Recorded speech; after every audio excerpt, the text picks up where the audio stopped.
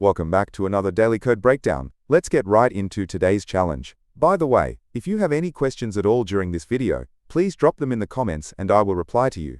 Today we are looking at a hard graph problem called network recovery pathways. Don't let the hard tag scare you though. We're going to break it down step by step until it makes perfect sense. Here is the problem page. There's quite a bit of text here, so let me break it down into plain English for you. Imagine a computer network. We have several computers, which we call nodes, connected by one-way cables. The catch is, some of these computers are offline. We are given a list telling us which ones are up and running, and which ones are down. We absolutely cannot route traffic through an offline computer. The start and end computers are always online, thankfully.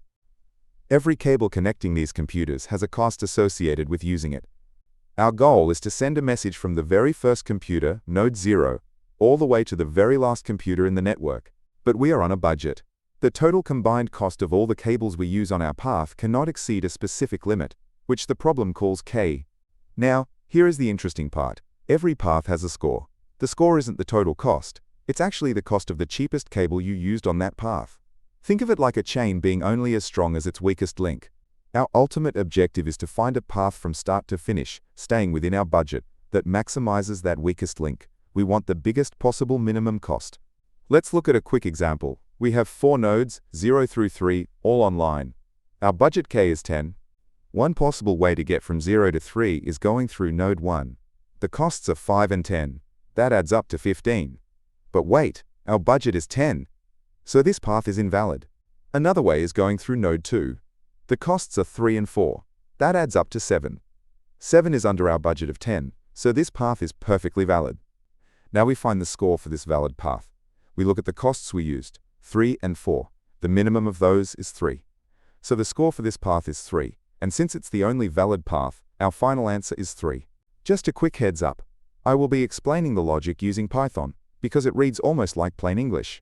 But if you code in Java, C++ or JavaScript, hang tight. I have the full code for those languages at the very end of the video. Alright, let's talk strategy. Whenever a problem asks you to maximize a minimum value, or minimize a maximum value, a light bulb should immediately go off in your head. Binary search. Think about it. If we can successfully find a path where every single cable costs at least $5, then we can definitely find a path where every cable costs at least $4, right? It's the exact same path. This is a monotonic property, perfect for binary searching. So instead of trying to build the perfect path from scratch, we just guess the answer. We guess a score, let's call it mid. Then we ask, is it possible to reach the end using only cables that cost mid or more? To check if our guess is possible, we have to respect the rules. First, we strictly ignore any cables cheaper than our guess. Second, we still have to stay under our total budget K. How do we know if we can reach the end while spending the absolute minimum amount of our budget? We use Dijkstra's shortest path algorithm. It's the perfect tool for finding the cheapest route. So the full plan is, we guess a score.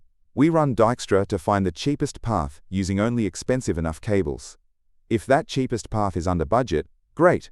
Our guess worked. Let's try an even higher guess. If it's over budget, our guess was too greedy and we need to guess lower. Here is the first part of the Python code.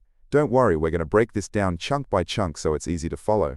First, we figure out how many nodes we have. Then we build our graph. We loop through all the edges we were given. Crucially, if either the starting node U or the ending node V is offline, we just skip that edge entirely. We also keep track of the absolute lowest and highest edge costs to set up the boundaries for our binary search. Here is the main binary search loop. We pick a middle value. We pass that value into a helper function called check. If check says yes, a path is possible, we save that answer and move our left boundary up to try for a higher score. If check says no, we move our right boundary down. Now for the check function. This is our Dijkstra algorithm. We start at node 0 with a distance of 0. We use a priority queue to always explore the cheapest paths first. If the distance we pull out is already over our budget K, we can immediately stop and return false. If we've reached the last node, n-1, we return true. For the actual traversal, we look at all the neighbors. Here is the magic line. We only consider an edge if its weight W is greater than or equal to our guessed score mid. If it is, and it gives us a cheaper path to the neighbor, we update the distance and push it to the queue. If the queue empties out and we never reach the end, we return false. What about edge cases? What if the network is totally broken and there's no way to reach the end, even with an infinite budget? Our code handles this gracefully. We initialize our result variable to -1 at the start. If our binary search never finds a single valid path, the result stays -1, which is exactly what the problem asks us to return. Let's look at a second way to solve this. The binary search part stays exactly the same. But instead of using Dijkstra to check our guess, we can use a depth-first search with memoization. With DFS, we start at node 0 and recursively ask, what is the absolute cheapest way to get from this current node all the way to the end, while only using valid edges? Here's what the check function looks like using DFS. We keep a memo array, so we don't recalculate the same node twice.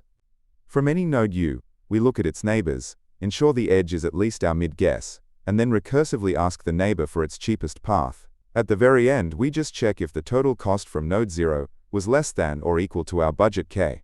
And there's actually a third way. The problem tells us this is a directed acyclic graph, meaning there are no loops. Because of this special property, we can process the nodes in order using topological sorting, and then apply dynamic programming to find the shortest paths. With dynamic programming, we keep track of the minimum cost to reach every node from the start. For every edge from U to V, the new cost to reach V is just the cost to reach U, plus the weight of the edge between them. We just take the minimum of all options. This approach is practically identical to the DFS one, just done iteratively, instead of recursively. Let's talk about performance. The time complexity is big O of V plus E, all multiplied by log U. V is the number of vertices or nodes, E is the number of edges, and U is the maximum edge weight, which drives our binary search. The space complexity is just big O of V plus E to store our graph. So what are the big lessons here? First, if you ever need to maximize a minimum or minimize a maximum, binary search is usually the answer. Second, for finding the cheapest path while respecting a budget, Dijkstra is incredibly reliable. And finally, if you know the graph has no cycles, dynamic programming is a very elegant alternative. By the way, you might have noticed I'm trying a new format with much shorter slides to keep things moving. Let me know in the comments if you like this better than staring at walls of text. And again, if anything didn't make sense, please ask down below. Alright, as promised, here are the solutions in other languages. If you don't want to pause and manually type all this out, you can just click the link in the description to go straight to my website and copy-paste it directly. Here is the full Java solution using the Dijkstra approach. It follows the exact same logic we walked through. Next up, here is the C++ version. Using a lambda function for the check logic keeps it nice and clean. And finally, the JavaScript solution.